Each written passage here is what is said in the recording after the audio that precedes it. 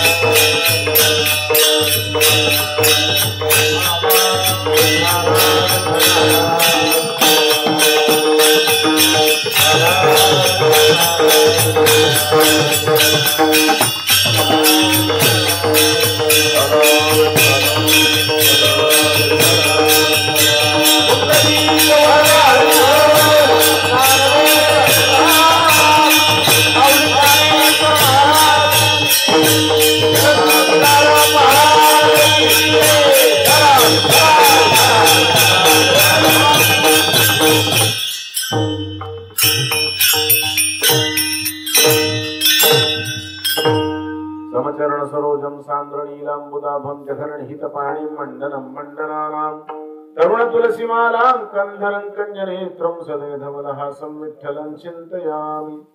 ओम नमो ज्ञानेश्वराय करुणाकरालया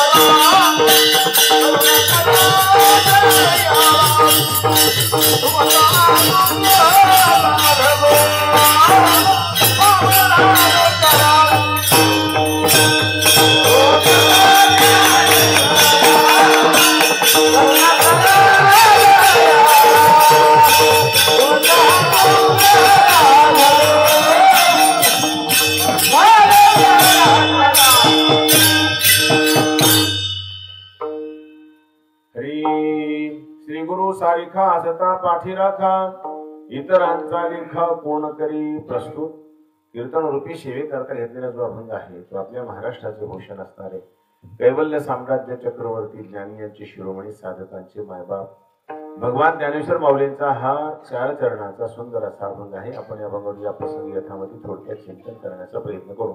आज जो कीर्तन सेवेचा योग आहे त्याचं कारण आहे आपले इथे काही भक्तजनांनी जेव्हा मंत्र घेतला होता गुरुमंत्र, तर त्या तेव्हापासून हा जो दिवस गुरुमंत्राचा दिवस आहे तो त्यांनी एक कार्यक्रम म्हणून साजरा करायचा असं ठरवलं। मग प्रतिवर्षी त्या दिवशी हा कार्यक्रम साजरा करत असतात आणि मग जवळपास असं असतं की काकडा भजनाची सांगता झाल्यानंतर 2-3 दिवसानंतर आपला हा कार्यक्रम घ्यायचा असा एक अंदाज असतो।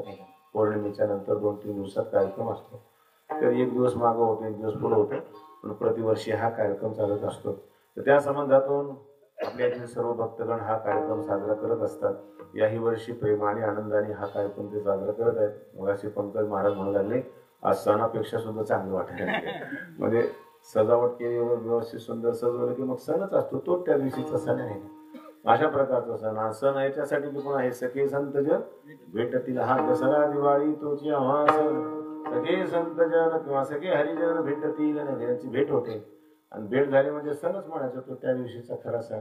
अशा प्रकारचा हा कार्यक्रम त्या संबंधातून आखला गेलेला. आणि आता त्या संबंधातून चिंतन करायचं म्हणून भगवान ज्ञानेश्वर माऊलींनी हा श्रीगुरूंसाठी नेमलेला सुंदर अभंग, त्या अभंगाचं चिंतन करावं यासाठी आपण अभंग हा निवडलेला आहे. यथामतीने अभंगावर चिंतन करण्याचा प्रयत्न करू. विठ्ठल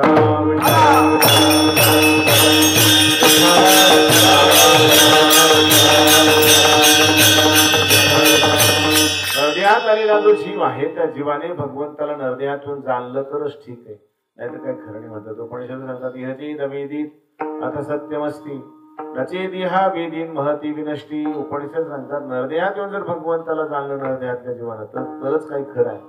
जर भगवंताचं ज्ञान त्याला प्राप्त नाही झालं तर मग फार मोठा विनाश आहे. नरदेहात येऊन सुद्धा देवाचं ज्ञान नाही मिळालं जीवाला तर काय फायदा आहे त्याचा.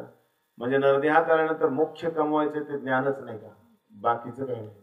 ज्ञान महत्वाचे पण ते ज्ञानाकडे कोणाचं लक्ष नसतं. ज्ञान फार श्रेष्ठ आहे. ज्ञान आहेत की पवित्र वस्तू कोणत्याच प्रकारचे नाही असं भगवंत स्वतः श्रीमद भगवद्गीतेमध्ये सांगतात. नाही ज्ञानेन सदृशम पवित्रम इह विद्यते. ज्ञानेन सदृशम इह म्हणजे या लोकांमध्ये पवित्रम न विद्यते. नाही का, ज्ञानासारखी पवित्र वस्तू जगामध्ये कोणतीच असू शकत नाही. आणि आता त्या ज्ञानामध्ये सुद्धा विभाग येत नाही का. आता त्या ज्ञान कोणतं, तर ज्ञानाच्या बाबतीमध्ये जर आपण विचार केला तर काही विषयाचं ज्ञान म्हणजे संसाराचं ज्ञान आणि देवाचं ज्ञान, याच्या पलीकडे दुसऱ्या ज्ञानाचा विचार नाही करायचा. संसारातल्या ज्ञानामध्ये पुष्कळचे प्रकार असतात. मग शब्दाचं ज्ञान, रूपाचं ज्ञान, गंधाचं ज्ञान, रसाचं ज्ञान, हे सगळे ज्ञान, स्पर्शाचं ज्ञान, हे 5 प्रकारचे ज्ञान विषयांचे. आणि ते एकेका ज्ञानामध्ये अनेक पुन्हा पोटभेद आहेत त्याचे. स्पर्शाचं वेगवेगळ्या प्रकारचं ज्ञान, रूपाचं वेगवेगळ्या प्रकारचं ज्ञान, गंधाचं वेगवेगळं ज्ञान, कितीतरी असे ज्ञान आहेत. रसाच्या ज्ञानामध्ये पुष्कळचं ज्ञान. आणि म्हणून एक रसशास्त्र तयार झालं नाही का, म्हणजे त्याला पाकशास्त्र म्हणतात. नाही, स्वयंपाक करण्याचं शास्त्र. म्हणजे एका रसामध्ये एकच रस नाही, अनंत रस आहे त्याच्यामध्ये. कशामध्ये काय टाकलं म्हणजे कसं होतं, त्याच्यात काय टाकल्यामध्ये कसं होतं, त्याच्यासाठी स्वतंत्र शास्त्र तयार केलेलं आहे. तर सांगायचं तात्पर्य असे अनंत अनंत ज्ञानाचे भेद आहेत, पण ते हे सगळे संसारातले ज्ञानाचे भेद. आणि परमात्मा ज्ञानामध्ये मात्र भेद नाही. संसार ज्ञानामध्ये भेद आहेत, कारण संसारात भेद आहे म्हणून त्याच्या ज्ञानात भेद आहे. आणि आमच्या परमात्म्यामध्ये भेदच नाही आणि म्हणून एकच ज्ञान आहे. परमात्म्याचं ज्ञान म्हणजे अनंत ज्ञान, नतीत ज्ञान आहे. ते ज्ञान नरदेहात आल्यानंतर प्राप्त करायला पाहिजे. आणि ते ज्ञान जर जीवानं प्राप्त केलं तरच त्याचं खरं आहे. काही गोष्टी ज्याची त्या वेळेला केल्या तर खऱ्याच नाही. आता म्हणतात ना माणसं, आता नोटा बदलल्या तर खरं नाही तर काही खरं नाही, बदलल्या तर खरे नाही, नाही बदलल्या तर मग गेल्याच मग पुन्हा काही त्या कामात येणार नाहीत. मग पुन्हा ते काय झालं, रद्दी झाली म्हणतात बसते.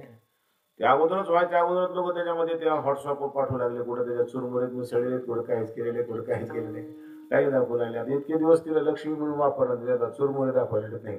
काय करतील लोक, काही सांगत नाही. मग सांगायचं तात्पर्य असं आहे की असा हा प्रकार पाहायला मिळतो आपल्याला. पण कशासाठी सांगतो की हे बाकीचे जे ज्ञान आहेत त्या ज्ञानामध्ये भेद आहे नाही का. आणि ते एकच ज्ञान खरं आहे ते म्हणजे परमात्म्याचं ज्ञान. ते मिळवलं तर खरं आहे, नाही मिळवलं तर काही खरं नाही.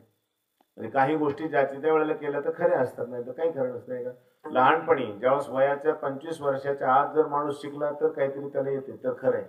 आणि जर पुन्हा जर शिकायला गेला तर पुन्हा काही येत नसतं. वयाच्या 25व्या वर्षानंतर माणसाची ज्ञान आकलन करण्याची बुद्धी कुंठित झालेली असते, पुन्हा त्याला ज्ञान आकलन करता येत नाही.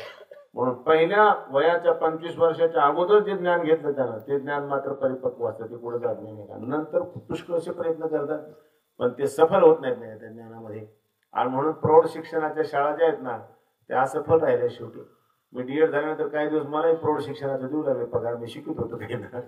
म्हाताऱ्याला फक्त सह्या आल्या मात्र काही घासा तेवढं. आता त्याला काम यायला ना बँकेत सही करायला नाही, अंगठा द्यावा लागेल नाही, सही करतात फक्त तेवढंच आलं त्यांना सह्या करायला. बाकी त्यांना काही ज्ञानेश्वरी वाचता आली नाही, गाथा वाचता आली नाही, हरिपाठ सुद्धा वाचता आला नाही. काय करा नाही, जमतच नाही. ते म्हणतात काय करा महाराज, आता डोक्यात कुठून घुसवा बसत ना तर काय करू नाही का. ते पुढे गेलं वय नाही का, जमत नाही. हे सुद्धा संसारातलं ज्ञान जर वयाच्या 25 वर्षाच्या आत शिकलं तर खरंय, नंतर जर शिकायला गेलं तर पुन्हा मात्र ते डोक्यात घुसत नाही. ज्ञान आकलन करण्याची शक्ती तर संपलेली असते वयाच्या 25 वर्षानंतर. आता काही माणसं म्हणतात जन्मभर माणूस विद्यार्थी असतो, पण जो पहिला विद्यार्थी राहिला तो जन्मभर विद्यार्थी राहू शकतो. पहिल्यानं जो विद्यार्थी झाला नाही तो पुन्हा विद्यार्थी होतच नाही. आता काही एखादा अपवाद असेल कुठे, एखादा असेल कुणी तर काही सांगतात नाही, पण बहुतांश असं होतं नाही. आणि म्हणून ज्ञान जसं लहान वयातच शिकलं तर खरंय. म्हणून आपल्याला शाळेत घालण्याचं वय म्हणजे 6 वर्षाचं, आता त्याच्यापेक्षा मागायला, नंतर 5 वर्षाचं, नंतर आता 3 वर्षाचं, तिसऱ्या वर्षी UKG LKG नाना प्रकारचे सुरू होतात. मग करा शिक्षणाला सुरुवात, नाही तिथूनच शिक्षणाला सुरुवात. तर सांगायचं तात्पर्य हे ज्ञान जे घ्यायचं आहे व्यावहारिक ज्ञानासाठी सुद्धा जर वयाच्या 25 वर्षाच्या अलीकडे घेतलं पाहिजे ही अट आहे. तर नरदेहात आलेल्या जीवानं केव्हा ना केव्हा का होईना पण एकदा भगवंताचं ज्ञान प्राप्त करून घेतलं पाहिजे. भगवंताच्या ज्ञानाला मात्र 25 वर्षाची अट आहे असं काही नाही. भगवंताचं ज्ञान प्राप्त करण्यासाठी मरणाचा अगोदरचा 1 तास सुद्धा जमतो नाही. मरणाच्या अगोदरचा 1 तास सुद्धा जमतो नाही. त्याला ज्ञान व्हायला काय देतात, झटका फक्त बसला की झालं काम नाही का. ते कसं काय खटका बसतो कोण असतो, भगवंताच्या सद्गुरूच्या कृपेने. भगवंताच्या कृपेने सद्गुरू भेटावे, तर सद्गुरूच्या कृपेने आपल्याला ज्ञान व्हावं. ते काय किल्ली फिरवतात कोण असतो, पण झटकन ज्ञान होतं. ज्ञान झालं की पास मुक्त झाला, पुन्हा काही करत नाही. मग मात्र खरं झालं नाही का माणसाच्या जीवनाचं. नाही तर काही खरं नाही. काय होईल जर नाही झालं या नरदेहात परमात्मा ज्ञान नाही प्राप्त करून घेतलं तर काय होतं म्हणतात, महती विनष्टी, फार मोठा विनाश. तर फार मोठा विनाश काय होणार, मरणाच्या पलीकडे कोणता विनाश असतो फार मोठा विनाश. अवपण ते मरण सुद्धा एकदा मरून चालत नाही, पुन्हा जन्मायचं, पुन्हा मरायचं, पुन्हा जन्मायचं, पुन्हा मरायचं, सारखं चालू राहत नाही. पुनरपि जननम पुनरपि मरणम पुनरपि जननम पुनरपि मरणम पुनरपि जननी जठरे शयनम पुनरपि जननी जठरे शयनम इह संसारे खलु दुस्तारे इह संसारे खलु दुस्तारे कृपया पारे पाहि मुरारी भज गोविंदम भज गोविंदम भज गोविंदम भज गोविंदम. बाबा पुनरपि जननम पुनरपि मरणम.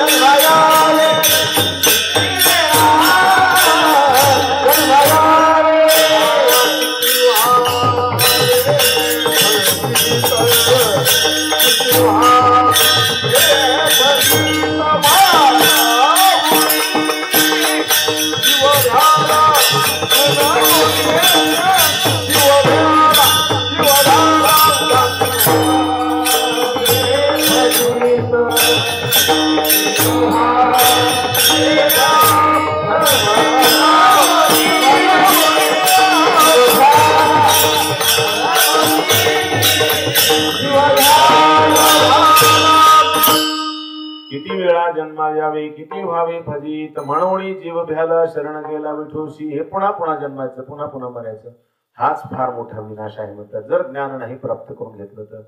पण आता देवाचं ज्ञान प्राप्त करून घेणं जरा अवघडच जातं नाही का. संसारातल्या वस्तूचं ज्ञान प्राप्त करून घेण्यासाठी आम्हाला जे देवानं साधनं दिले ती उपलब्ध आहे, पण देवाच्या ज्ञानासाठी लागणारं साधन आमच्याजवळ नाही.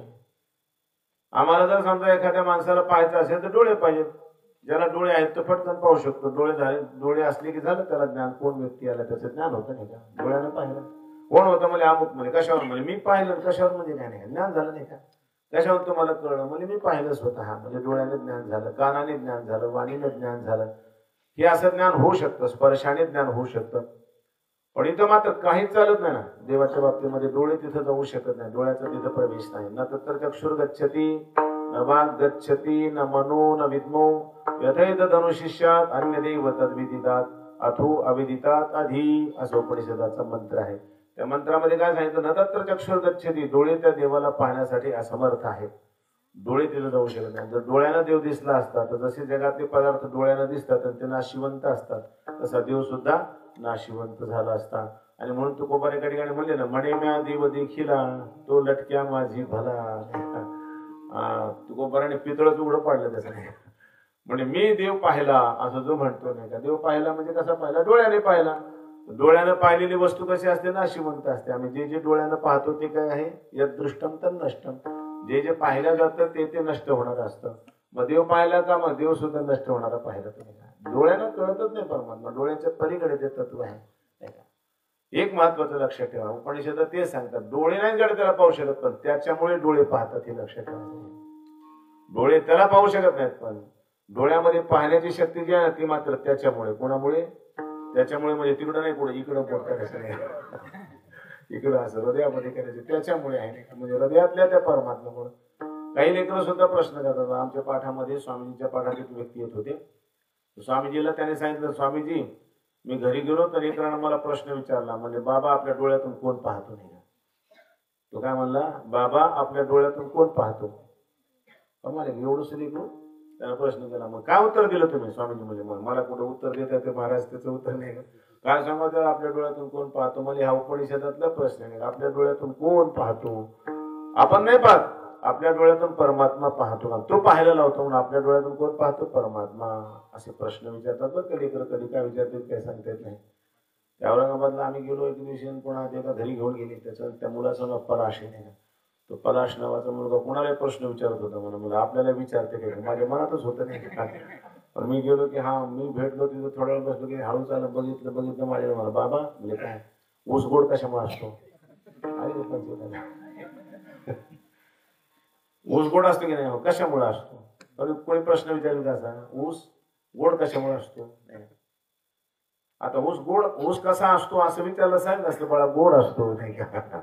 आता वीस गोड कशामुळे असतो ऊस, कोण सांगा होता म्हणजे पंचायती का नाही.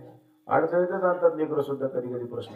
मग त्याला फार लांबून सांगावं लागलं. म्हणजे हे बघ, पृथ्वीमध्ये 6 रस सांगितले, तत्र षड रसवती पृथ्वी असं शास्त्र सांगते नाही का. पृथ्वी कशी षड रसवती, पृथ्वीमध्ये 6 प्रकारचे रस आहेत. कोणते कोणते?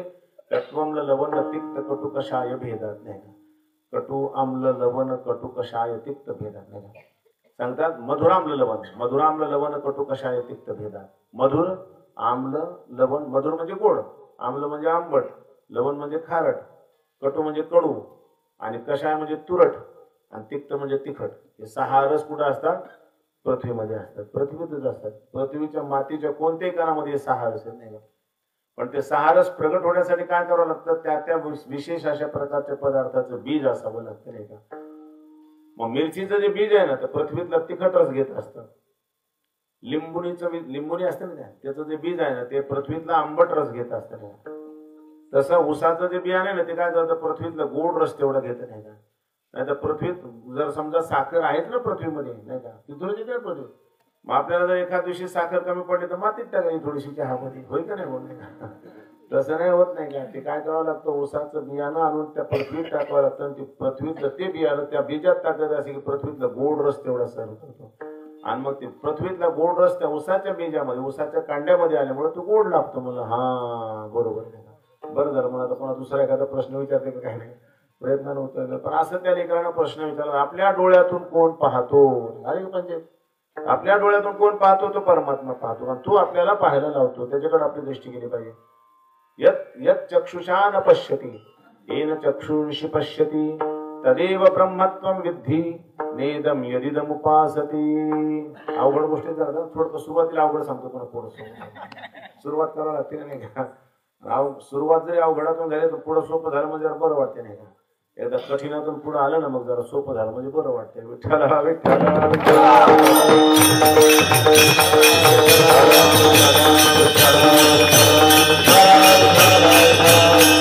अवघड असतं बरं का. सोपं सांगायचं माझ्यामध्ये आम्हाला माहितीच होतं नाही. आणि अवघड सांगत म्हणजे काय अवघड सांगा, महाराजाला कळालं का नाही कोण असतं, त्यांच्यात डोकान गेलं काय का, सांगावं तरी कसं नाही का. मग त्याच्यात कसं काय, त्या थोडंफार अवघड काही सोपं काही तसं काही असं काही नाही का. सगळं बरं राहतं ना. निवड सोपं सांगितलं म्हणजे आम्हाला माहितच होतं आणि जे जास्त जाऊ काय बाबा आम्हाला काहीच कळलं नाही. डोक्यावर गेलं कीर्तन नाही. आता डोक्यावर जाऊ द्या, पण डोक्याला लागलं तरी पाहिजे जरासं. ते नाही डोक्याला असं स्पर्श करून तरी गेलं पाहिजे असं नाही डोक्यात घुसलं हरकत नाही, पण जरा चिकटून तरी गेलं पाहिजे ना, असं नाही बरं राहतं थोडंच नाही. आणि डोक्यावर सुद्धा जात नाही, चिकटतच नाही डोक्यावर, डोक्यात कसं घुसल नाही का, काही डोक्याला लागलं पाहिजे ना ते नाही. म्हणून सांगायचं तात्पर्य असं न तत्र चक्षुर गच्छती न वाग गच्छती असं जे उपनिषद सांगतात त्यामध्ये सांगतात यत चक्षुषा न पश्यती, डोळ्यानं तो पाहिला जात नाही, पण येन चक्षुंशी पश्यती, ज्याच्यामुळे मात्र आपले डोळे पाहतात, तदेव ब्रह्मत्वम वेदी, त्याला म्हणायचं देव. मग तो डोळ्याने कसं पाहिलं जाईल सांगा बरं? ज्याच्यामुळे डोळे पाहतात त्याला डोळे कसे पाहू शकते? नाही लक्षात आलं का? तुम्हाला सांगतो, आपल्याजवळ बॅटरी आहे समजा, अंधारासाठी बॅटरी आणलेली आपण, त्या बॅटरीमध्ये 2 शेल आहेत नाही का? बॅटरीतले जे शेल आहेत ना अंधारातच बघायचे आपल्याला, बॅटरी मधले शेल अंधारात बघायचे. मग त्या बल्बना दिसतील का नाही? बॅटरीमुळे जो बल्ब चालतो का नाही त्याला दिसतील का नाही ते शेल, त्याच्यातले शेल? ते जर नाही लक्षात येत तर आपल्या मोबाईल मधली बॅटरी आपल्याला पाहायची आणि मोबाईलच्याच बॅटरीने पाहायची नाही, आणि ती बॅटरी बघायची कशी करा? पाहता येईल का नाही त्याला? ते जर पाहायला गेलं तर मोबाईल खोलवलं, खोललं की बॅटरी चालवणार नाही, खाता कसं पाहू? कसं करणार? पाहता येत नाही का? ज्याच्यामुळं जे पाहतं ना त्याला ते दाखवता येत नाही का? म्हणजे बॅटरीचा बल्ब ज्याच्यामुळे चालतो ते आहे शेल, आणि ते शेल मात्र त्या बॅटरीच्या बल्ब नाही पाहत, दुसऱ्याने पाहते नाही, त्याला नाही पाहत नाही. पाहता येते? नाही पाहत येत नाही. तसंच हे सुद्धा ज्याच्यामुळे डोळे पाहतात त्याला डोळे पाहू शकत नाही. तो कोणी परमात्मा, तो तुमच्या माझ्या हृदयात निवास करणारा तो परमात्मा आपल्याला कळत नाही, त्याचं ज्ञान नाही. आणि खरं सांगू का, गुरुची जर गरज असेल तर ह्या ज्ञानासाठीच आहे, बाकीच्या ज्ञानासाठी काही गरज नाही. बाकीचं ज्ञान होते हो कसं काही थोडंफार असं काही तसं काही होते नाही का? एखाद्याची बुद्धी चांगली असते तर गणिताचं सुद्धा ज्ञान त्याला स्वतः होईल, काही थोडंसं मार्गदर्शन झालं नाही का?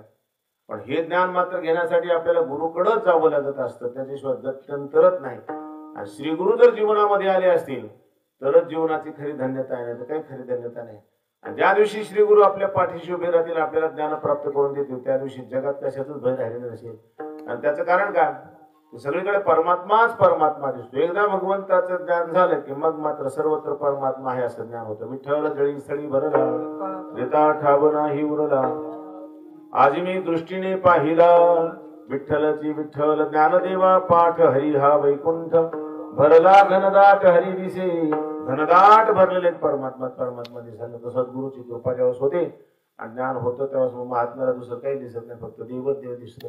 ते जी दृष्टी दिशी ते हरी रूप, पूजा ध्यान जप त्याशी नाही. मग ज्याला असं सद्गुरु कृपेने ज्ञान झालं त्याला पूजा नाही, ध्यान नाही, जप नाही, त्याला भय नाही, कशाला भय नाही. आणि म्हणून सांगतात, एकदा जर आमच्या पाठीमागं सद्गुरु उभे राहिले, त्याने जर आम्हाला परमात्म्याचं ज्ञान प्राप्त करून दिलं तर पुन्हा आता कोणाशी लेखा म्हणजे कोणाची गणना करण्याची, कोणाला मोजायची गरज नाही. आम्ही कोणाला मोजित नाही म्हणते की नाही माणसं, आम्ही कोणाला मोजित नाही, तसं कोणाला मोजायची गरज नाही. पण कधी श्री गुरु जर पाठीशी असतील तर ते अभंगाच्या पहिल्या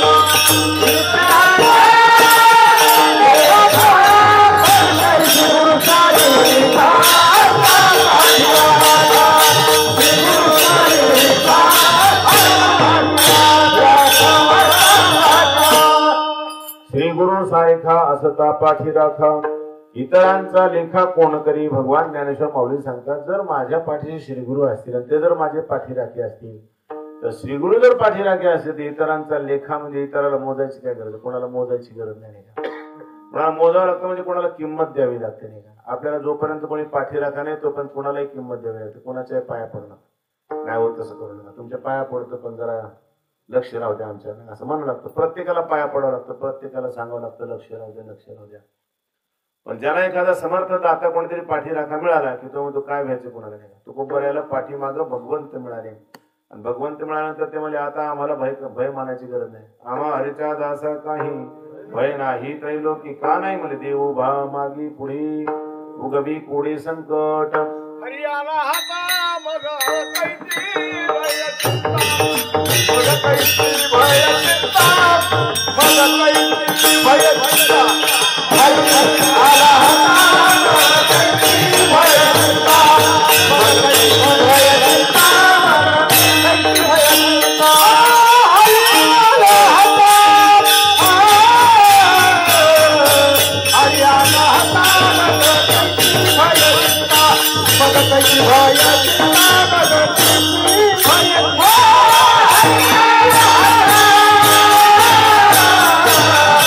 हरियाणा हाता मग कैसी भय चिंता कैसी भय चिंता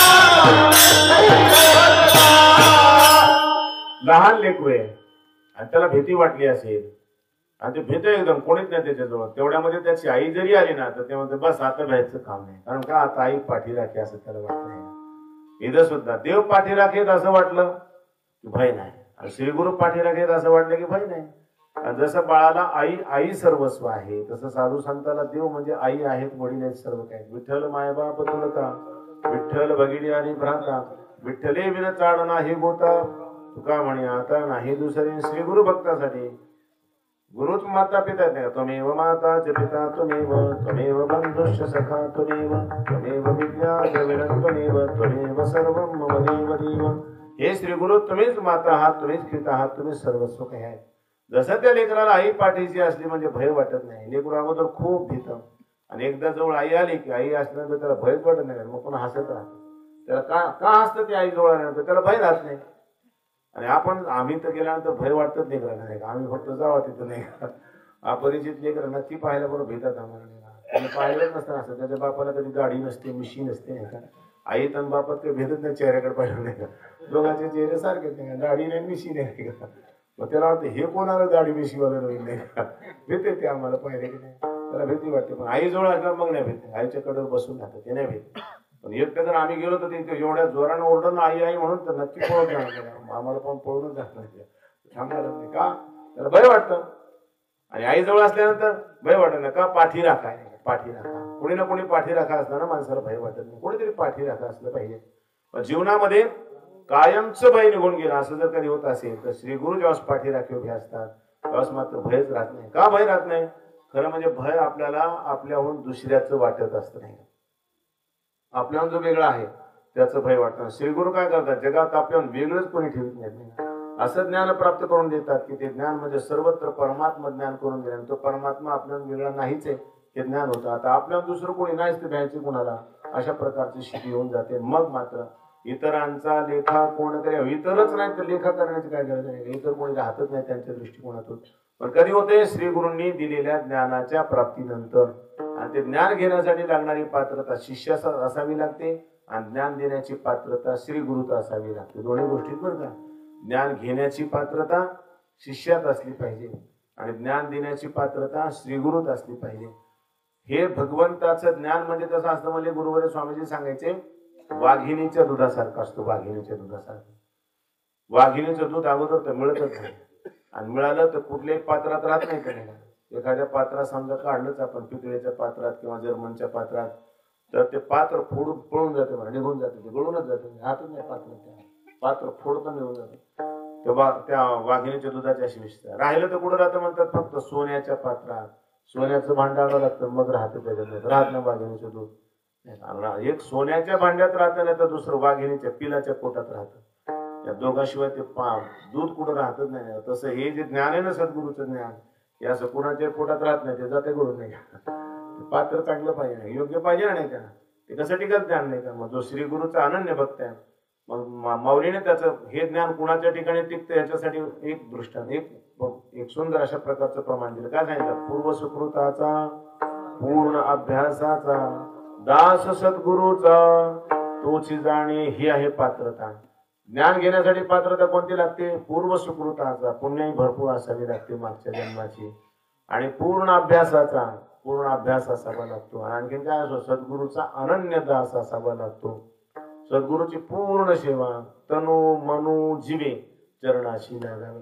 त्याला म्हणायचं दास सद्गुरूचा सर्वस्वी दास झालेला शरीरानं सेवा करायची असं नाही, मनानं सुद्धा, मनानच नाही जीवानं सुद्धा, तन मन आणि जीव. इथं म्हणतात तन मन धन कर गुरुला अर्पण. कोण म्हणतात? गुरु म्हणतात शिष्य, शिष्य पण तसंच म्हणतो तन मन धन कर गुरुला अर्पण. बरं आहे का नाही? गुरु सांगतात तन मन धन कर गुरुला अर्पण, हे तसंच म्हणतात मला तन मन धन कर गुरुला अर्पण. हेच गुरु होते त्यांचं नाही का, मलाच अर्पण करणे. बरे नाही का, शेराला सव्वा शेर ह्यालाच म्हणतात नाही का, दुसरं काय सांगायचं नाही. तर सांगायचं तात्पर्य असं नाही होत नसतं, म्हणून नाही चालत, ते करावं लागतं. तन अर्पण केलं म्हणजे शरीर अर्पण केलं, मन अर्पण केलं आणि धनही अर्पण केलं. या सगळ्या गोष्टी अर्पण करून सर्वस्वी जो सेवा करतो तनु मनु जिरे चरणाशी लागावी, रागर्वता करावी दास्य सकळ, गर्व न करता दास्य करावं. इथं तर जरासं काही काम केलं की माणसाला गर्व वाटतो नाही का, थोडंसं जरी केलं तरी सांगावं वाटतं. आमचं नाव सांगावं महाराज नाही का, आम्ही त्या दिवशी आलतो ना तिथं नाही का, आम्ही नाही का त्या दिवशी पाणी वाढलं पंक्ती म्हणून, महाराजांना सांगायचं नाही आमचं नाव नाही, सांगितलंच नाही आमचं महाराजांना. आम्ही एवढं वाढलं महाराज ते म्हणलेच नाही त्याचं. बरे आता पाणी वाढलं तर काय गर्व कशाला ठेवायचा नाही, वाढलं नाही, सेवा करायची.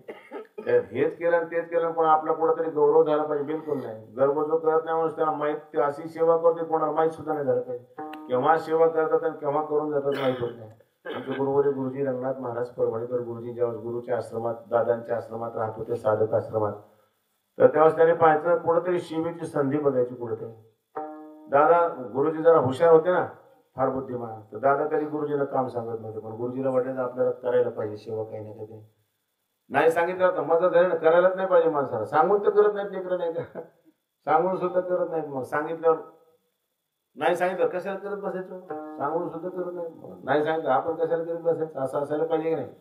अरे पाणी आण भरून किती म्हणते दुसऱ्याला, ते अन्न स्वामीजीला पाण्याचं तांबे भरून पाणी तहान लागले त्यांना असं म्हणतो, ते दुसऱ्याला सांगते, ते दुसऱ्याला सांगते नाही का. हे दुसऱ्याला सांगत राहतात, म्हणजे सांगितल्यावर सुद्धा करत नाही. मनानं कशाला करायचं, नाही सांगितलं काय गरज आहे.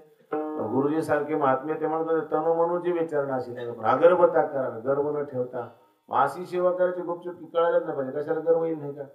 काय होतं त्या आश्रमामध्ये एक वडील राहत होते म्हणतात, आणि त्यांना दादाविषयी खूप श्रद्धा होती. त्याने सांगितलं दादा मला तुमच्या आश्रमात राहू द्या, मला फक्त माझ्या पत्नीला मला पोटाला पोटभर मिळालं ना, मला दुसरं काही लागत नाही, मी काही सेवा करतो, फक्त तुमच्याजवळ राहायचं, फक्त पोटभर खायला मला कुठेतरी पाहिजे आधार, म्हणून तुम्ही मला तेवढं देत जा, बस मी सेवा करतो. ते गाय सांभाळायचं, काही करायचं, दिवसभर कोणतेही कामं करायचं, त्याला सांगावं लागत नव्हतं कामं करायचं. मग दादा गुरुजींनी पाहिलं की बिचारा हा किती सेवा करतो, सकाळपासून त्याची सेवा सुरू होती, याच्या सेवेतला आपण काही वाटून घेऊ भाग. त्यालाही सांगितलं नाही, दादालाही म्हणले नाही. मग काय करायचं, सकाळी लवकर उठायचे, लवकर उठले की गाईचा जो गोठा होता त्या गोठ्यातलं सगळं शेण काढायचे आणि तो गोठा झाडून ठेवायचे, म्हणजे बस त्याचं हलकं होतं तेवढं काम. मग तेवढं काम हलकं होतं, पण 1, 2, 3 दिवस त्यानं पाहिलं, पण 4थ्या दिवशी दादाकडे तक्रार केली. कोणी? ते वडिलांनी. त्याच्यासाठी माझं कोणी काम करीत नाही ह्याच्यासाठी तक्रार करायचं, कोणी काम केलं तक्रार करावं लागत असते नाही का. मी एकटा करत बसतो, कोणी मला मदत करीत नाही काय नाही, याच्यासाठी तक्रार करायची असते का. माझं कोणी काम केलं म्हणून तक्रार करायची असते, कशाला बरं झालं ना होऊ द्या नाही का असं म्हणायचं काम नाही. पण त्याला तक्रार केली पुढं दादांकडे, विनायक महाराज साखरे दादांकडे. सांगितलं दादा मला काही येत नाही बघा, मला का पाठ ऐकता येतो का, मला काही कळतंय का, जप करता येतो का, पारायण करता येतो का, काय करता येतं. दादा मी फक्त तुमची सेवा करतो, माझी सेवा कोणीतरी चोरी करते, सेवेची माझ्या सेवेची कोणीतरी चोरी करते नाही. चोरी सेवेची? दादा म्हणले या लेकराला उठवलं तरी उठत नाही, पण करा म्हणलं तरी करत नाही, चोरी कोण करील वा नाही का. दादाच्या लक्षात आलं फक्त चोरी करण्यासारखं एकच लेकरू नाही का, दुसरं कोणतं नाही, एकच आहे ते. दादाच्या लक्षात आलं पटकन, म्हणजे ठीक आहे मी करतो व्यवस्था त्याची. तुला नाही करू द्यायची चोरी, मला नाही मला करू द्या ना दादा, घडू द्या ना सेवा, माझी कशाला चोरी करतात कोणी सेवेची. आणि मग दादा सकाळी लवकर उठले, 3ला उठले आणि लक्ष ठेवलं दादा त्या गोठ्याकडे कोण जाते. लक्षात आलं म्हणजे फक्त मला वाटलंच होतं एकच असणार, तो माझा रंग आहे, रंगनाथ नाही, रंगनाथच असणार, दुसरं कोणी नाही, दादांच्या लक्षात होतं. आणि मग दादाने जेव्हा पाहिले की गुरुजी तिकडे गेलेत, हळूच पाठीमागून गेले, रंगनाथ. गुरुजीने पाय धरले, काय दादा कसं काय आलं तुम्ही. अरे म्हणजे तो वडील आहे ना, रडतो बिचारा, तो त्याची सेवा तू करतोस ना, तो म्हणतो माझी सेवा कोणीतरी चोरतो, त्याला ते करता येत नाही बेटा, त्याला करू दे, तुला बाकीची खूप सेवा आहे ना, तू ज्ञानाची सेवा करतोस ना, हेच महत्वाचं, तू ही सेवा करत जा. याला म्हणतात अगर्वता करावी दास्य. गर्व म्हणून नाही, गुपचूप सेवा करणं म्हणजे गर्व थोडा दिलेला नाही. आणि पण गुपचूप सेवा करून जरी एखाद्याला सांगत असेल आपण काय कोणाला कळू देत नाही तर सेवा करतो नाही का, मग जरा गर्व नाही. आपण कोणाला कळू देत नाही तर गुपचूपच सेवा करतो, हे सुद्धा गर्वच झालं बरं का नाही का. भानगड येते विठ्ठला विठ्ठल.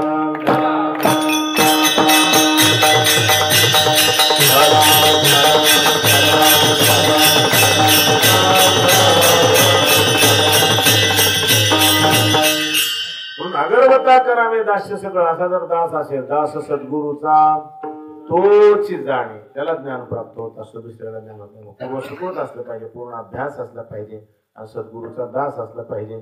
अभ्यासासाठी फार कष्ट असतात बरं का. अभ्यास करत असताना बुद्धीला छिद्र पडतात, छिद्र नाही इतकी परेशानी होते, खूप ताण असतो अभ्यासाचा, सोपं नसतं ते. आणि तसा पूर्ण अभ्यास करत राहिलो, पण अभ्यास केल्यानंतर मग ज्ञान प्राप्त होतं. पण असा जरी शिष्य तयार असला तर सद्गुरू सुद्धा तशाच प्रकारचे पाहिजे बरं का. श्रोत्रिय, ब्रह्मनिष्ठ आणि कृपाळू सद्गुरू असले पाहिजे. सद्गुरू ज्ञान देणारे कसे असले पाहिजे म्हणजे श्रोत्रिय, ब्रह्मनिष्ठ आणि कृपाळू. श्रोत्रिय म्हणजे काय भानगड आहे? श्रोत्रिय म्हणजे त्यांना वेदशास्त्राचं पूर्ण ज्ञान असलं पाहिजे. वेदशास्त्राचं ज्ञान, वेदशास्त्राच्या तात्पर्याचं ज्ञान. नाही का, ज्ञान आहे वेदाचं शास्त्राचं, पण तात्पर्याचं ज्ञान नाही, काय फायदा आहे? तात्पर्य ज्ञान सुद्धा असावं लागतं. जसं तुकोबाऱ्यांना तात्पर्याचं ज्ञान होतं. वेद अनंत बोलिला, अर्थ तुकाची साधिला, विठोबाशी शरण जावी, निजनिष्ठा नाम गावी. ह्याला म्हणायचं तात्पर्य नाही का. वेद खूप बोलला, वेदानं खूप सांगितलं म्हणले, पण त्या वेदातल्या सगळ्या बोलण्याचा सारांश काही असेल तर काय? विठोबाशी शरण जावे, देवाला शरण जावं आणि निजनिष्ठेनं देवाचं नाम घ्यावं. हेच आहे सर्व वेदाचं तात्पर्य नाही का. आणि ह्यालाच म्हणतात अर्थ. म्हणून तुकोबाऱ्यांना वेदाचा तो अर्थ आमाशीच ठावा, एराणी व्हावा भारमाता. तात्पर्य कळलं काय करायचं, बाकी नुसतं ज्ञान. तात्पर्य जर नाही कळालं तर वाचितच राहायचं, काहीच कळत नाही का. एक महात्मा म्हणत होते, म्हणा ज्ञानेश्वरीत काय सांगितलं कळतच नाही की गुरुजी. गुरुजींना म्हणत होते, गुरुजी ज्ञानेश्वरीमध्ये नेमकं माऊलीनं काय सांगायचं काय लक्षातच येत नाही म्हणे. नेमकं काय सांगायचं माऊलीनं? आता बरं आहे का, ते मोठे कीर्तनकार होते नाही का, ते म्हणतात नेमकं माऊलीला काय सांगायचं हे काही कळतच नाही ज्ञानेश्वरी मधून. गुरुजी मला आता हे मान्य येतात, ह्यांना 4 माणसात कशाला म्हणायचं. ते निघून गेल्यानंतर मला पहा हे असे एवढे ज्ञान कीर्तन सांगतात, सगळं करतात, ह्यांना माहित नाही मला तात्पर्य. अरे शास्त्राचं ज्ञान, गीता शास्त्राचं तात्पर्य शेवटी सांगितलेलं नाही का. एक अविद्यान असू हे स्थळ, तेने मोक्षोपादान फळ. आणि या दोन्ही केवळ साधन ज्ञान. काय निश्चयाने सांगितलं? सगळं निश्चयाने सांगितलं, आणखीन काय पाहिजे? तात्पर्य एकदम सार सांगून टाकलं. फक्त इथं काय करायचं? अज्ञानाचा नाश करायचा नाही. अविद्यानाशु हे स्थळ, आणि त्या अज्ञानाचा नाश करून काय करायचं? मोक्ष द्यायचा जीवाला, म्हणजे परम सुख द्यायचं, मोठं सुख द्यायचं, जे सुख आतापर्यंत मिळालं नाही ते. आणि या दोन्हीला साधन काय? फक्त ज्ञान आहे. आणि हे ज्ञानेश्वरीत सांगितलं, याच्या पलीकडे आणखी काय? काय माऊलीला नेमकं काय सांगायचं कळतच नाही मला. आता काय सांगू यांना नाही कळत नाही म्हणजे कसं काय? सांगितलं नाही निवडून, आता कसं कळत नाही काय? कळायलाच पाहिजे ना ते नाही का. आणि म्हणून सांगायचं तात्पर्य असं आहे की त्या ज्ञानाचं तात्पर्य सुद्धा त्यांना माहीत आहे, असे त्यांना म्हणायचं गुरु. वेदाचं शास्त्राचं ज्ञान, त्याचं तात्पर्य ज्ञान, आणि ते असून जीवाला ते ज्ञान देण्याची सामर्थ्य शक्ती त्यांच्याकडे असते. म्हणजे जे शिकले ते शिकवण्याची ताकद असते, त्याला म्हणतात श्रोत्रिय. आणि ब्रह्मनिष्ठ म्हणजे स्वतः परमात्म्यावर त्यांची निष्ठा आहे. नाही तर आम्हाला सांगतात देवाचं भजन करत, त्यांना देव आवडत नाही, असं असू नये नाही का. फक्त लोकाला सांगण्यापुरतं. लोका सांगी ब्रह्मज्ञान आपण कोरडे पाषाण, असं तुकोबाऱ्यांना कोरडे हालेच नाही का. आपण कोरडे पाषाण, हे कोरडेच मारले तर तशा कोरड्या ज्ञानाला नाही का, कोरडेच मारले समजायचं नाही का. मग सांगायचं तात्पर्य असंही नाही चालत. आणि ते कृपाळू असतात. सद्गुरू कृपाळू असतात म्हणजे नेमकं काय? फार दया असते त्यांच्या अंतःकरणात. यद्यपि कोणी जरी असला तरी त्याच्या अंतःकरणात दया असायला पाहिजे. माणूस म्हणले त्याच्या अंतःकरणात दया पाहिजे, आणि सद्गुरूच्या अंतःकरणात असायलाच पाहिजे नाही का. आपल्या सुद्धा हृदयात दया असली पाहिजे. दया नसेल तर आपण माणसं काय कामाचे नाही का. काय हृदय उपयोगाचे? हृदय म्हणले की हृदयात दया असली पाहिजे नाही. तर संस्कृतचे गीत म्हणून दाखवलं असं तुम्हाला नाही का. दीनेन चेत् दयानुता हृदयेन तेन किं मधुरं न यस्य भाषितं वदनेन तेन किं दीनेन चेत् दयानुता हृदयेन तेन किं मधुरं न यस्य भाषितं वदनेन तेन किं दीनेन चेत् दयानुता वचनोपदेश पालनैः विनयेन सेवया वचनोपदेश पालनैः विनयेन सेवया पितरौ न जातु तोषितौ पितरौ न जातु तोषितौ तनुजेन तेन किं दीनेन चेत् दयानुता हृदयेन तेन किं मधुरं यस्य भाषितं वदनेन तेन दीनेन चेत् दयालुता. दीनहीन माणसाविषयी जर हृदयात दया नसेल तर हृदय जाळायचे का? म्हणजे काय करायचं हृदय असून उपयोग काय त्या हृदयाचा? जाळायचं का त्या हृदयाला? आणि जर तोंडामध्ये गोड बोलणं नसेल तर तोंड तरी काय करायचं? जाळायचं का त्या तोंडाला? मधुरम यस्य भाषितम वदनेन तेन किम. काय करायचं त्या तोंडाला? सगळ्यांशी गोड बोलावं. राहायचे किती दिवस जगामध्ये? आपण काही दिवसासाठी राहायला आलो इथे. आपलं काही तर खरं का वतन आहे काय आपलं? हे आपण इथं आलो काही दिवसासाठी राहायला. जायचंय आपल्याला. देश वेश नव्हे माझा सहज फिरत आलो. आपण कसे आलो इथं? देश नाही वेश नाही आपला. आपण सहज फिरत आलो. करू शकता कोणावरी पोटे स्थिर राहिलो. मग कशाला इथं आपल्याला राहायचे काही दिवसासाठी गुढी करण्यासारखं चालले आपले. पुन्हा निघाले विंचाचं बिराड पाठीवर निघाले आपले. कर्म जसं असेल त्या कर्माला घेऊन निघाले. आता कुठं घालते कर्म कोणत्या जन्माला काय माहितीये. पुन्हा आता आहोत मनुष्य जन्मात बोलता येते तर गोड बोलत जा. आता आपल्याला पुन्हा बोलता येणार नाही. समजा गाढव झाला तर काय बोलल? बोलता येते का? गाढवानं कोणाला गोड बोलावं? आणि ते किती गोड बोलायला त्याचं गोड वाजते का बोलण्यात? त्याच्या बोलण्यात गोड वाजते का? किती बोलते गोड पण नाही जमत नाही का? फक्त त्याच्या बोलण्याची स्तुती त्या उंटानच केली होती म्हणतात नाही का? त्या गाढवानं उंटाची स्तुती केली नाही का? दोघ जण मित्र एका ठिकाणी जमले. ते गाढव मला वा वा अहो रूपम काय रूप आहे राव तुमचं. वा वा वा. कोणाला म्हणला? तो उंटाला. काय सरळ शरीर तुमचं. वाकडं शरीर. काय तुमचं शरीर सरळ बघा. एक अवयव धड नाही त्याचा. वाकडं हा म्हणलं काय रूप आहे राव तुमचं. काय सुंदर शरीर एकदम सरळ सरळ असं म्हणलं. मग ह्या उंटाला वाटलं एवढी त्याने आपली स्तुती केली तर आपण तरी का मागे राहायचं का? मला अहो ध्वनी वा वा काय तुमचं गायन आहे राव. किती गोड गातात नाही का? गंधर्व तुमच्या पुढे फिके पडतात नाही. खूपच गोड गातात नाही का? बरे यात नाही. दोघं एकमेकाची स्तुती करायला घेण्याला देण्याची. विठ्ठला विठ्ठला.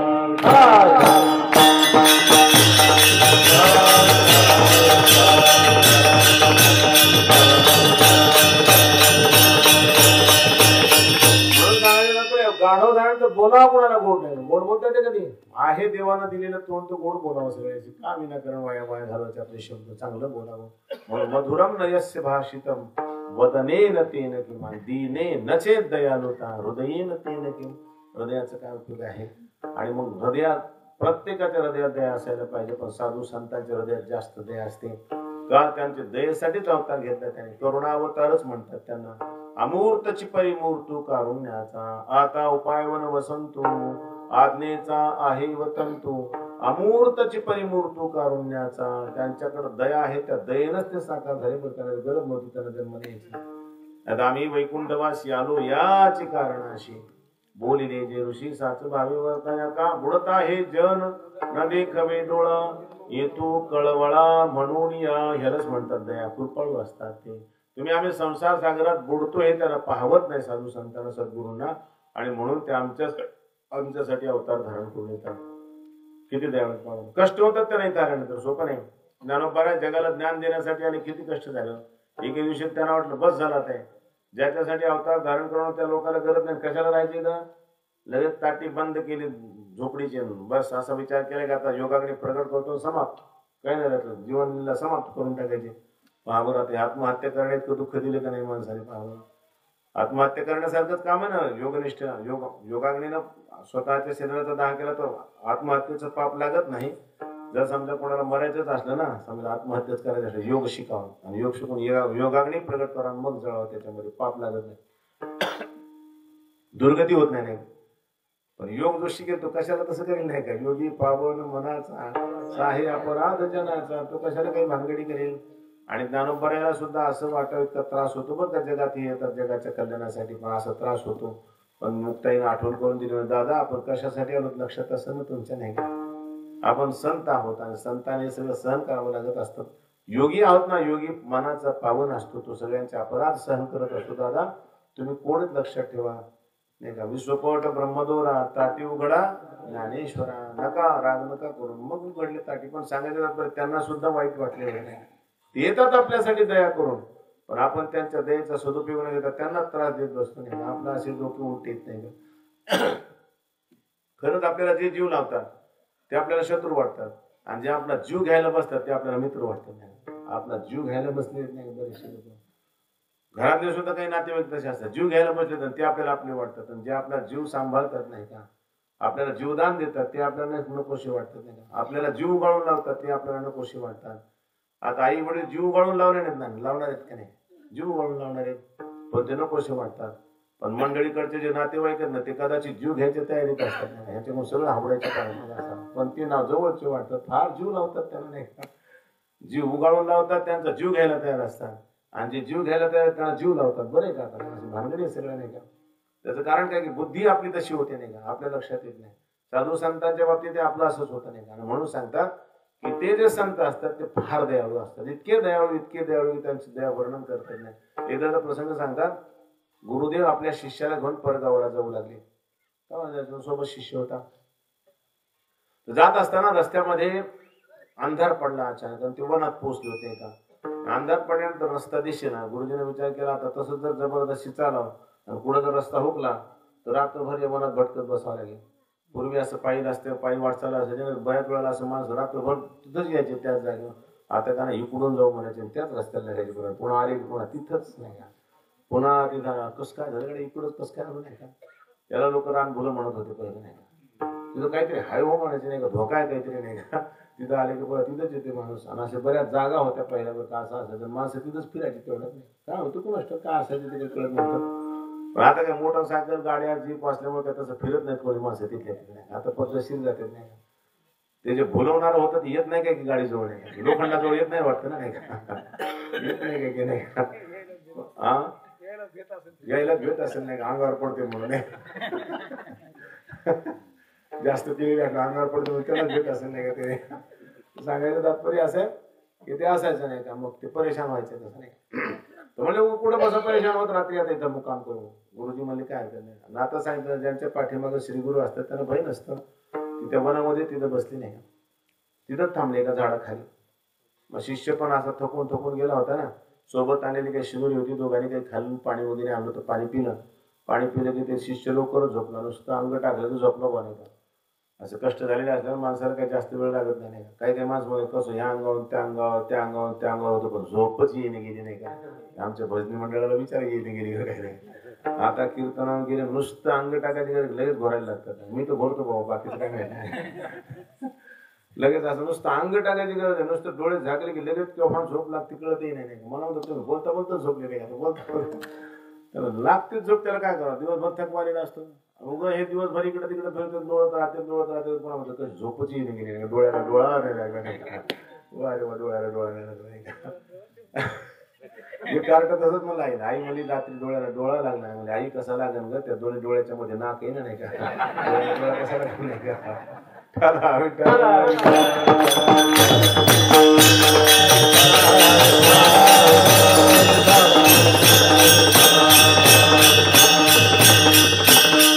सांगायचं तात्पर्य असे ते शिष्य लगेच झोपला. दिवसभर चाललं होतं लेकरू बिचारा.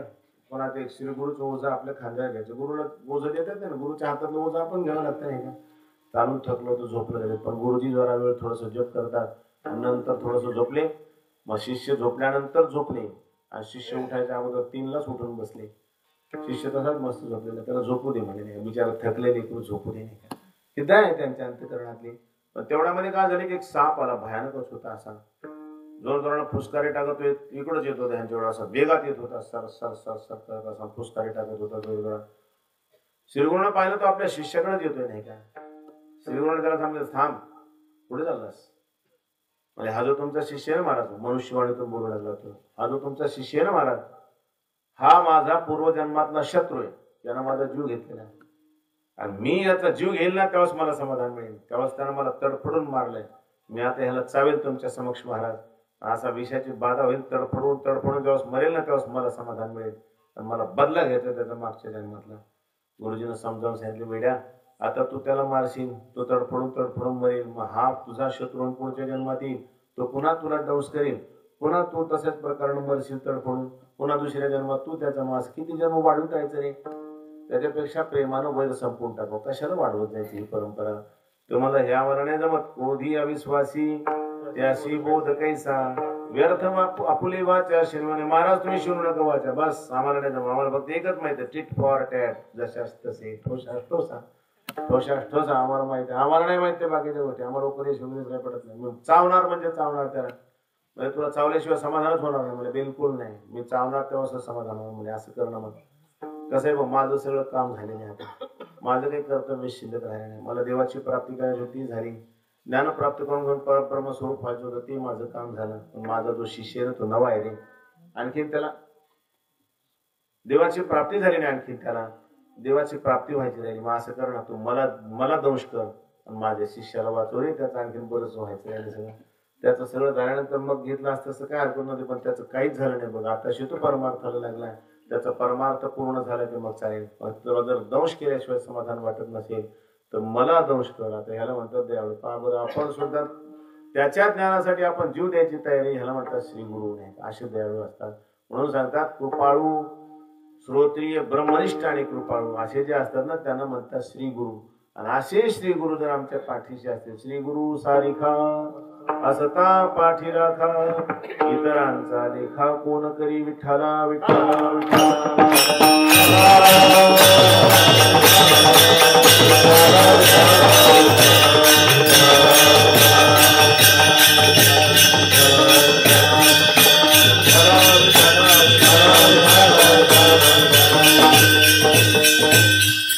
शिष्याला काळजी नसते, पुन्हा काहीच कुठल्या प्रकारची काळजी करायची आवश्यकता नाही. आपण फक्त श्री गुरुशी एक रूप होऊन त्यांच्या चरणाची निष्ठेनं सेवा करावी, बस काही नाही. पुन्हा काळजी करायची आवश्यकता नाही.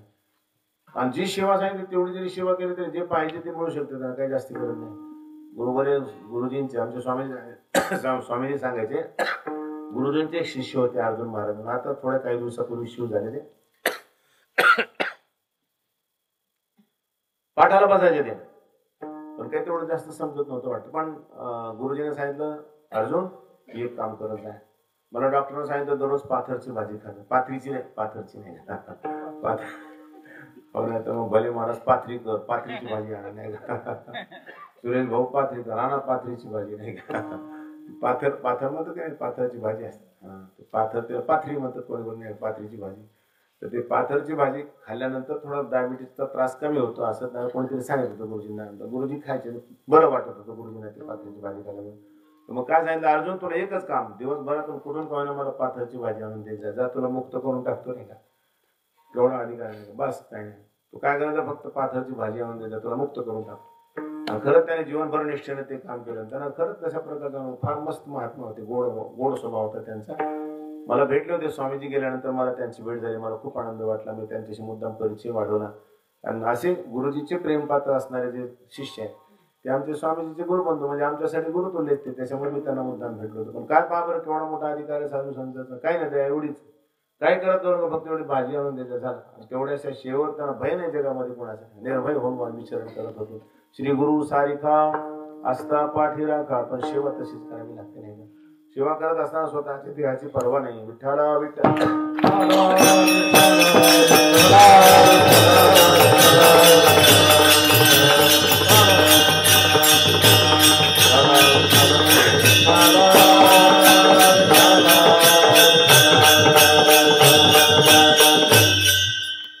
सेवा किती करायला पाहिजे नाही का. सेवा करत असताना आमचे स्वामीजी म्हणले, एकदा एक महिन्याचा सप्ताह असायचा गुरुजीकडे.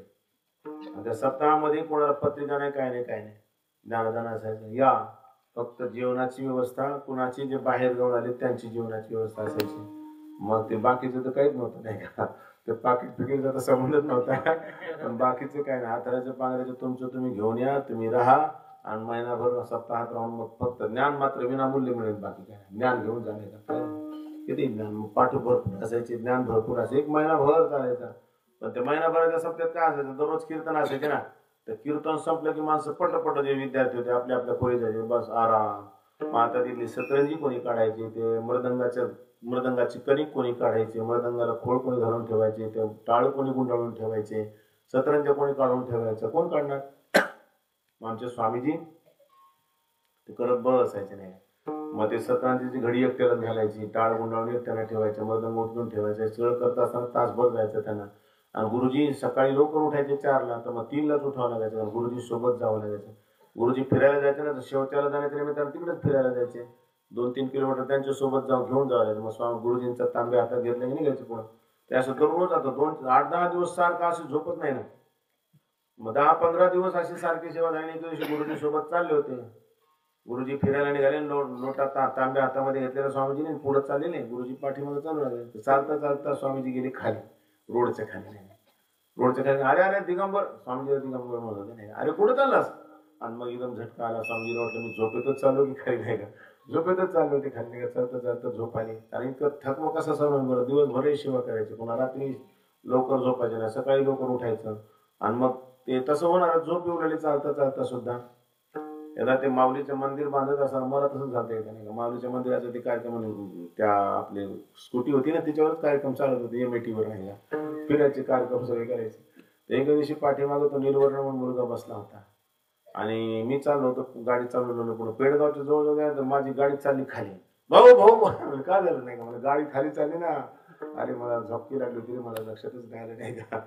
मग तेव्हापासून त्यानं जे सांगितलं लोकांना, लोक म्हणजे आता जायचंच नाही मोटरसायकल तुम्ही, आता जीप असली तर जात जा कीर्तन आणल्यानंतर काही बंद नाही पडलं नाही का. मग तेव्हापासून ते किरायाची जीप सुरू झाली नाही का.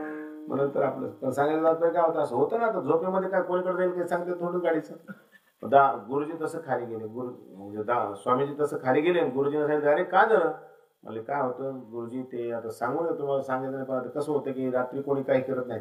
रात्री 1 तास माझा जातो ते सगळं गोळा करून ठेवण्यात त्याच्यात. आणि मग सकाळी तुमच्या अगोदर लवकर उठावं लागतं, स्नान वगैरे करून तयार राहावं लागतं.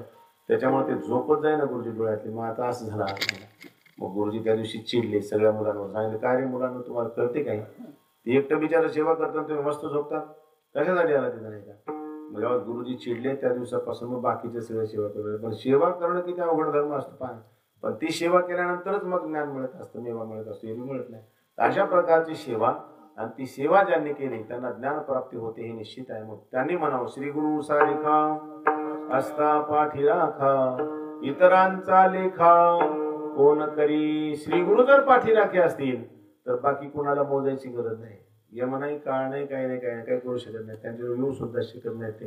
त्यांच्यावर त्यांची हिंमतही नसते. म्हणून सांगतात असे श्री गुरु जर आपल्या पाठीशी असतील तर कुठल्या प्रकारची चिंता करण्याची आवश्यकता नाही, निश्चिंत होऊन जगायची आवश्यकता आहे. अशा श्री गुरूंसाठी प्रयत्न करून, अशा श्री गुरूंचा उपदेश जर आपल्याला प्राप्त झाला तर आपलं जीवन धन्य असतं, कृतकृत्य असतं. उदाहरण दिलं, इतरांचा लेखा कोण करी यासाठी दृष्टांत दिले 2, एकापेक्षा एक चढते दृष्टांत. अभंगाच्या दुसऱ्या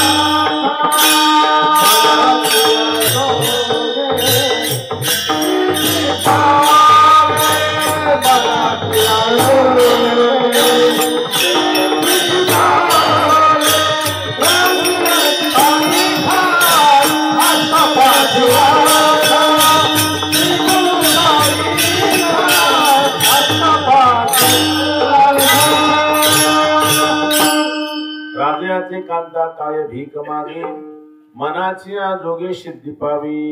दृष्टांत दिला भगवान ज्ञानेश्वर माऊलींनी. श्री गुरु पाठीमागे असल्यानंतर कुणाला मोजायची गरज नाही, कुणाची लेखा करण्याची आवश्यकता नाही, यासाठी दृष्टांत दिला. काय म्हणजे एखादी राजाची पत्नी आहे आणि त्या राजाच्या पत्नीच्या मनामध्ये जर काही आलं तर मग मनामध्ये इच्छा तिची पूर्ण व्हायला काही वेळ लागणार आहे. तिला फक्त मनात आणायची गरज आहे. आपल्याला अमुक पाहिजे लगेच तयार नाही का. तिला फक्त संकल्प झाला की लगेच तयार. फक्त तिला सहज म्हणून दाखवा मला हे पाहिजे होतं असं लगेच तयार. राजाची बायको तिला सामान्य कोणी त्या दुसरी नाही का, एखाद्या गरीबाची थोडी बायको होती, राजाची पत्नी. तर राजाच्या पत्नीने एखादी इच्छा करावी आणि तिची इच्छा पूर्ण होणे असं कधी होते. बरं तिला भीक मागावी लागली असं कधी होईल. ती राजाची बायको म्हणते मला मंगळसूत्र नव्हतं, भीक मागून तर मी केले नाही का. वा रे वा, असं कुठं राजाच्या बायकोला म्हणायची गरज असते? भीक मागून तिने मंगळसूत्र तयार केलं म्हणा, कमाल झाली नाही का? कापूस वेचायला गेले तेव्हाच मंगळसूत्र तयार झालं असं होतं का काही? कापूस वेचून काही काही माता भगिनी करतात नाही का? तसं कापूस वेचायला जाऊन तिला मंगळसूत्र करायची गरज नाही. खुरपीला रान तेव्हा जमलं नाही का? जेव्हा खुरपीली गुत्ती घेतली मग त्याच्यात पैसे होते त्याचं मंगळसूत्र, असं काही म्हणायची गरज आहे? काहीच आवश्यकता नाही तिला. तिला काय गरज आहे बाबा? तिला कुठल्या प्रकारची वेळ? तिला फक्त संकल्प करायचं काम आहे, मला असं पाहिजे होतं, असं तोंडातून शब्द निघायचं काम, लगेच सिद्ध नाही का? मनाची जोगी सिद्धी पावे. मनामध्ये नुसता संकल्प आला की लगेच सिद्धी, लगेच तिच्या मनात जे आलं ते साकार होऊन टाकतं नाही. तिला फक्त संकल्प करायचं काम आहे, साकार झालं. एकदा प्रसंग सांगतात ना, काही मातेनं स्वप्नात एक राजमहाल पाहिला नाही. स्वप्नात खूप सुंदर राजमहाल होता. सकाळी उठली काही माता की मालकाकडे हट्ट केला. राजाची पत्नी नाही का? दशरथ महाराजांना म्हटली, महाराज म्हणजे काय, मला एक पाहिजे. म्हणजे काय पाहिजे? म्हणले, मी जो स्वप्नात राजमहाल पाहिला तसा मला प्रत्यक्षात पाहिजे. ते म्हणजे कसा होता? ते म्हणजे खूप सुंदर होता, पण कसा होता? आता मी आता समजा जर राजाला सांगायचं झालं की तसा राजमहाल मला, पण कसा होता कसं सांगायचं नाही. ते म्हणजे असं कुठं असते का? कसा स्वप्नात दिसला होता, मग कसा होता सांग ना. तुम्हाला कसं सांगू मी? पण मला तसा राजमहाल पाहिजे. बरोबर, मला तसा राजमहाल पाहिजे. हे म्हणते कसा होता मला तरी काय माहितीये का? तुझ्या स्वप्नात मी आलो होतो. कोणाचं स्वप्न कोणी पाहत नसताना पाहते का कोणी? तुमच्या स्वप्नात काय आलं मला काय माहितीये? तुमच्या स्वप्नात काय आलं मला काय माहितीये? त्यांच्या स्वप्नात काय मला काय माहिती? कोणाला कळतं का? माझं त्यांना स्वप्न कळत नाही, त्यांचं मला कळत नाही. आपण स्वप्नात काही आलं म्हणलं तरी जमते नाही का? आपण जर म्हणून माझ्या स्वप्नात न पांडुरंग परमात्मा आले नाही का, त्याने माझ्या हाताला धरलं नाही का, मला म्हणजे चल पंढरपूरला नाही का, पंढरपूरला नेलं ना, आता म्हणजे माघारी जाऊ नको नाही का? बरं झालं नाही का? चांगलं झालं नाही का? पण तो खरंच राहतो तिथं पंढरपूरला नाही का? एक मुलगा त्याला तिथं करमतच नव्हतं साधक असं मान, आणि तो सकाळी उठला रडत रडत गेला. म्हणला, दादा मला काय नाही घरी जायची बिलकुल इच्छा नाही, पण रात्री माऊली माझ्या स्वप्नात आली, काठी घेऊन माझ्या पाठीमागे आले. म्हणजे चल निघून जायचं, इथं थांबायचं नाही. पण सकाळी मला जाऊ वाटलं दादा, पण आता जाऊ दूर, माऊलीच माझ्या पाठीमागे आली काठी घेऊन. नाही दादा म्हणजे असं कसं काय झालं? दादा उस्ताद होते नाही का? दादा म्हणजे असं कसं काय झालं? तुला म्हणजे तसं जा, मला म्हणजे त्याला काठीनं हाना पण इथंच ठेवा, जाऊ दे. कसं काय करावं म्हणजे बंपर काय करायला पाहिजे नाही का? ते म्हणलं शहराला सव्वाशे भेटले होते, गुरुच येत नाही ते नाही का? त्यांना एवढं कळत नाही का? हे लागला शांतपणाने सांगायला मला माऊली म्हणजे थांबलो कोणाच्या स्वप्नात काय आलं काय? आता स्वप्नातला राजमाल काय माहित असणार नाही का? ह्याच्यासाठी सांगायलो. तसं ते नाही का बिरबलाचं त्या राजाचं कथानक सांगतात ना, बादशहाचे त्याचे. बादशहाने एका दिवशी बिरबलाला म्हणजे हिनावण्यासाठी मुद्दाम असायचं म्हणजे, बिरबल आपल्याला रात्री स्वप्न पडलं, मला स्वप्न पडलं रात्री, आपण दोघ जण स्वप्नामध्ये अंधारात फिरू लागलो. शिकारून येताना आपण भटकून रात्री अंधार घालून आपल्याला रस्ता सापडला, रस्ते भटकत भटकत आपण निघालो. पण चालता चालता अंधारात काय झालं? योगा असा की आपण दोघंही हौदात पडलो. एका हौदात तू पडला, एका हौदात मी पडलो. पण सुदैवानं मी ज्या हौदात पडलो ना, तो हौद होता मधाचा, आणि तू ज्या हौदात पडला ना, तो हौद होता संडासचा नाही घाणीचा, घाणीनं भरलेला. अरे बापरे नाही का? आता हे सगळ्या माणसात 4 माणसं राजाला सांगितलं नाही. आता बिरबल मला पाहणं, मी म्हणजे संडासच्या हौदात पडलो, हे पडले मधाच्या हौदात.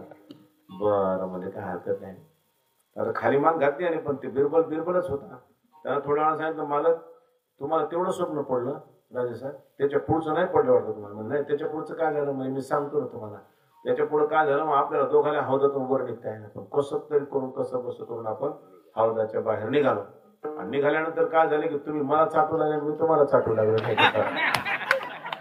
आता मात्र राजाने कपाळ हाणून घेतलं. म्हणला, काय मूर्ख आहे, काय सांगतोस? असं कुठं स्वप्न पडलं तुला? म्हणजे तुम्हाला तरी कुठं पडलं असं नाही का? आता पडल्यापर्यंत बरं होतं, पण चाटायचं जर अवघडच होतं नाही का?